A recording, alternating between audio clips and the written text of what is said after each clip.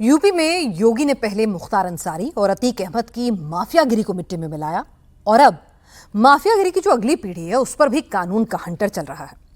अब्बास अंसारी मुख्तार बनने की कोशिश कर रहा था। जिस तरीके से मुख्तार ने खौफ का साम्राज्य खड़ा किया, अब्बास भी ठीक उसी के निशान पर, उसी के कदमों पर चलकर वैसा ही करना चाहता था। लेकिन अब योगी राज में अब्बास की भी फाइल खुल चुकी है।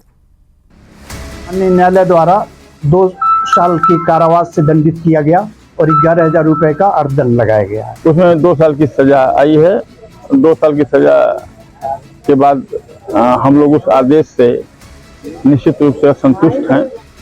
माफिया मुख्तार अंसारी के बड़े बेटे अब्बास अंसारी का नया पता मऊ जिला जेल है।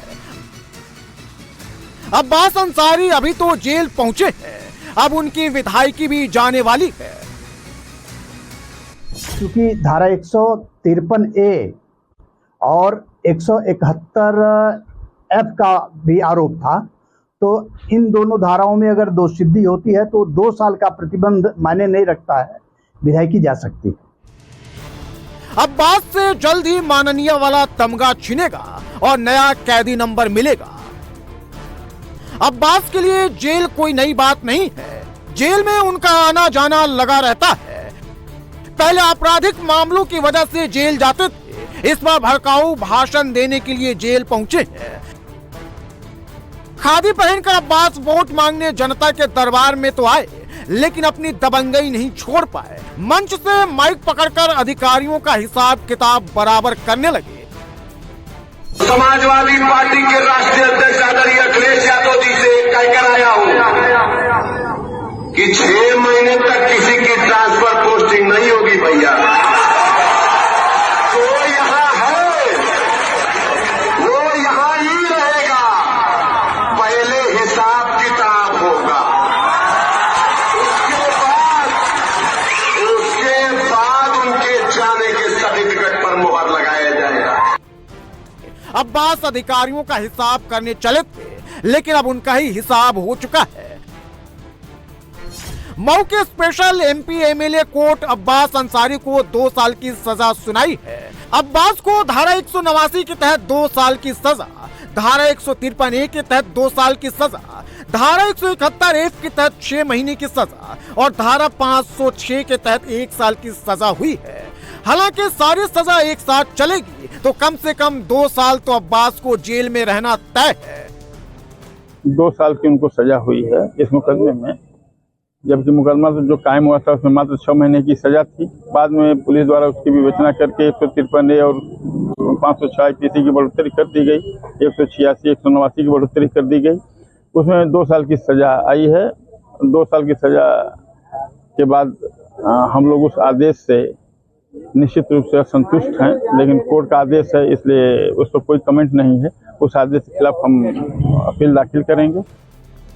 अब्बास के पास हायर कोर्ट में जाने का ऑप्शन है, लेकिन अब्बास के खिलाफ यूपी पुलिस ने सबूत इतने पक्के जुटाए हैं कि अब्बास को राहत मिलेगी उसकी उम्मीद बेहद कम है। अब्बास का जेल जाना जितनी बड़ी बात नहीं है, उससे बड़ी बात यह है कि उनकी विधायकी भी जाने वाली है।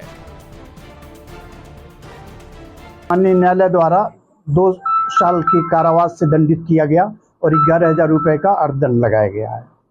क्या इनकी विधायकी के ऊपर भी खतरा है? हाँ, इसमें चूंकि धारा 153A और 171F का भी आरोप था, तो इन दोनों धाराओं में अगर दोषसिद्धि होती है तो 2 साल का प्रतिबंध मायने नहीं रखता है, विधायकी जा सकती है। अपील के लिए समय सीमा है, वो 30 दिन के लिए अभियुक्त के लिए है।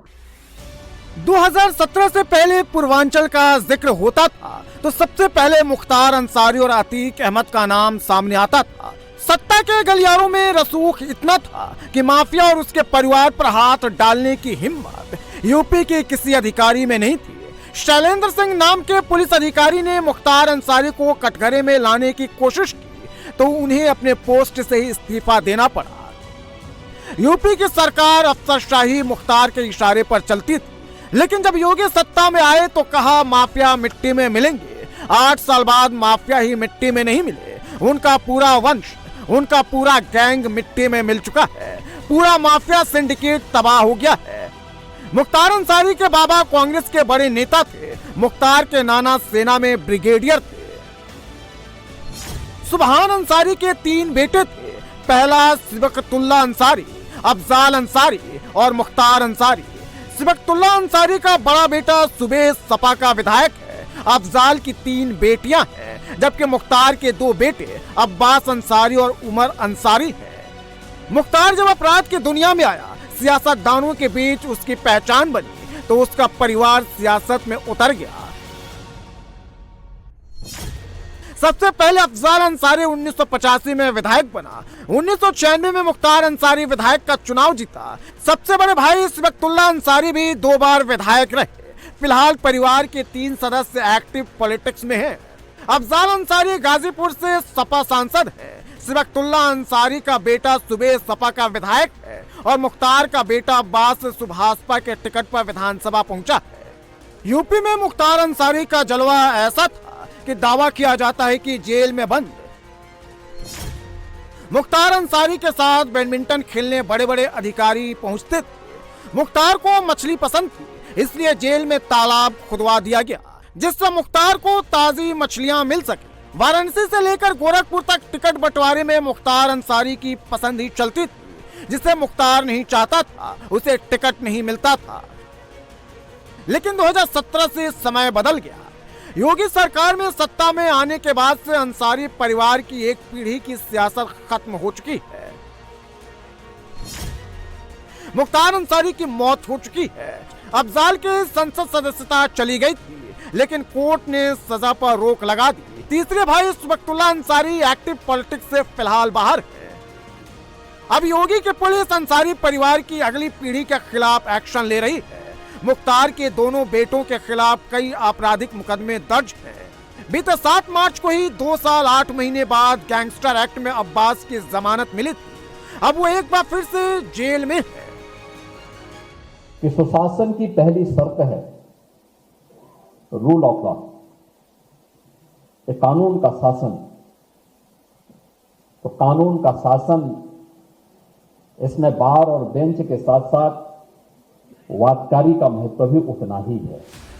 यूपी पुलिस ने अंसारी परिवार की दहशत ही नहीं खत्म की, सिर्फ मुख्तार गैंग को तबाह नहीं किया, दबंगई के दम पर सियासत करने वाले राजनीति पर भी ब्रेक लगा दिया है। मऊ और उसके आसपास मुख्तार अंसारी की तूती बोलती थी। ठीक वैसे ही अतीक अहमद का जलवा तब के इलाहाबाद और आज के प्रयागराज में था। मुख्तार की तरह अतीक अहमद ने भी क्राइम और सत्ता का ऐसा कॉकटेल बनाया था, जिसकी दम पर अतीक अहमद पहले विधायक बना, सांसद बना। अपने रसूख के चलते अतीक के भाई अशरफ को भी विधायक बनवाया, अरबों रुपए की अवैध प्रॉपर्टी खड़ी कर दी। अतीक की हनक ऐसी थी कि जब चाहे समाजवादी पार्टी, बीएसपी हो या फिर कोई और पार्टी, जो भी सत्ता में आया, उसने अतीक को साधा और अतीक साल दर साल सत्ता का खेल खेलता रहा। सत्ता और रसूख में जो भी रोड़ा बना, उसे रास्ते से हटाने में अतीक ने जरा भी देर नहीं लगाई। 25 जनवरी 2005 में अतीक ने भाई अशरफ को विधायकी हराने वाले बीएसपी विधायक राजू पाल का दिन दहाड़े मर्डर करवा दिया। राजू पाल को विधायक बने केवल 3 महीने ही हुए थे, जबकि शादी को केवल 9 महीने बीते थे। यूपी में पावर और पॉलिटिक्स के कॉकटेल पर एक्शन तब शुरू हुआ जब 2017 में योगी आदित्यनाथ यूपी के मुख्यमंत्री बने। योगी ने यूपी में लॉ एंड ऑर्डर मेंटेन करने के लिए पुलिस को खुली छूट दी और पुलिस ने माफिया और क्रिमिनल पर एक्शन लेना शुरू कर दिया। योगी राज में भी अतीक पहले जैसे ही रसूख बनाना चाहता था। इसके लिए अतीक ने प्रयागराज में राजू पाल जैसा मर्डर दोहराने की कोशिश की। 24 फरवरी 2023 को राजू पाल मर्डर के गवाह उमेश पाल का दिन दहाड़े मर्डर करवा दिया। इसमें अतीक का बेटा असद अहमद भी शामिल था। अतीक ये भूल गया, अब यूपी में ना ही बीएसपी की सरकार है, ना ही मायावती सीएम, बल्कि यूपी में बीजेपी सरकार है और योगी मुख्यमंत्री है। यही एक गलती अतीक एंड गैंग पर इतनी भारी पड़ गई। असद समेत उमेश पाल मर्डर केस के 6 आरोपियों का एनकाउंटर हो चुका है। खुद अतीक और उसका भाई अशरफ मारा जा चुका है। अतीक और अशरफ दोनों की पत्नियां और बहन फरार चल रही है। अतीक के 2 बड़े बेटे अली और उमर जेल में हैं। यूपी में योगी सरकार के 8 साल ही बीते हैं, लेकिन यूपी में अतीक मुख्तार समेत बड़े माफियाओं का न सिर्फ खात्मा हो चुका है, बल्कि पॉलिटिक्स में काबिज उनके परिवारों का भी दबदबा खत्म होने की कगार पर है। योगी की इसी सख्त लॉ एंड ऑर्डर लाइन का हर कोई मुरीद है। योगी जी इस देश के सबसे पावरफुल और कर्मठ मुख्यमंत्री है।